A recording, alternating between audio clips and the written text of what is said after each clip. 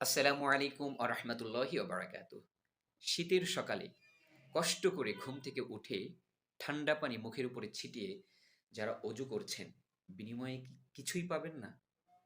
আচ্ছা, কখনো খেয়াল করেছেন মসজিদে অজুখানার পাশে ওয়ালে কাঠের ফ্রেম কিংবা টিনের ফ্রেমে সাঁটানো থাকে, এই দোয়াটি পড়লে আপনার জন্য বেহেশতের ৮টি দরজা খোলা থাকবে।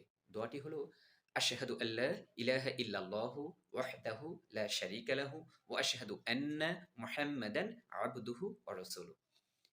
যে এই অজুর পরে যদি কেউ এই দোয়াটি পড়ে তাহলে তার জন্য বেহেশতের ৮টি দরজা খোলা থাকবে। সে যেটা খুশি সেটা দিয়ে প্রবেশ করবে।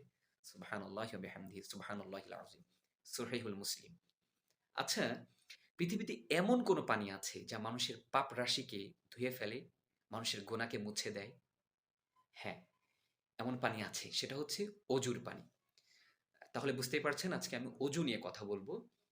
আ অজুর আত্মিক, শারীরিক উপকারিতা, অজু নিয়ে আধুনিক চিকিৎসা বিজ্ঞানের দৃষ্টিভঙ্গি, অজুর বিভিন্ন ফজিলত নিয়ে। তাহলে ১ম এই বলি যে অজুটা কি? অজুটা হচ্ছে শরীয়ত নির্ধারিত পন্থায় পবিত্রতা অর্জনের উদ্দেশ্যে শরীরের বিভিন্ন অঙ্গ-প্রত্যঙ্গে পানি প্রবাহিত করা।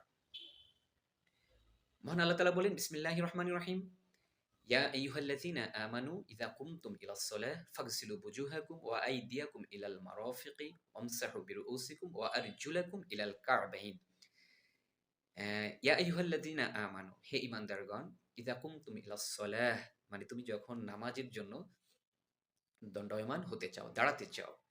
ফাগসিলু বুজুহাকুম, তখন তুমি তোমার চেহারাকে, মুখমণ্ডলকে ধৌত করো। ওয়া আইদিয়াকুম ইলাল মারাফিকি, সেটা হচ্ছে